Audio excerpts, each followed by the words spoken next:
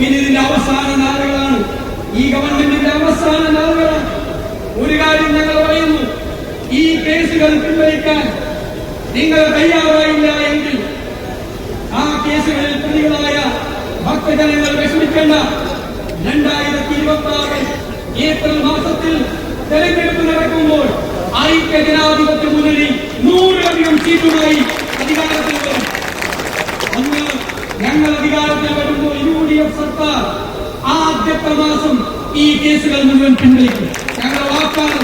UDFിന് വേണ്ടി, കോൺഗ്രസിന് വേണ്ടി ഞങ്ങൾ തരുന്ന വാക്കാണ്. വേദിയിലിരിക്കുന്ന മുഴുവൻ നേതാക്കൾക്കും വേണ്ടി ഞങ്ങൾ തരുന്ന വാക്കാണ്. ആ കേസുകൾ പിൻവലിക്കും. ഈ കവർച്ച ചെയ്ത സാധനങ്ങൾ മുഴുവൻ അയ്യപ്പന്റെ ക്ഷേത്ര സന്നിധിയിൽ തിരിച്ചെത്തുന്നതുവരെ ഇന്ത്യൻ നാഷണൽ കോൺഗ്രസും ഐക്യ ജനാധിപത്യ മുന്നണിയും ഈ സമരവുമായി മുന്നോട്ട് പോകും.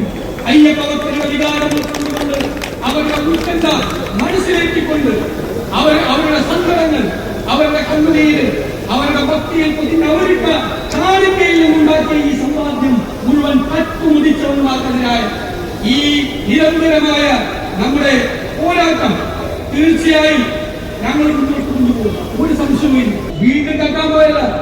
അയ്യപ്പൻ ഇടപെട്ടതുകൊണ്ട് രക്ഷപ്പെട്ടു. ഇല്ലെങ്കിൽ വീണ്ടും ഇത് വിൽക്കല്ലേ അയ്യപ്പന്റെ അംഗവിഗ്രഹം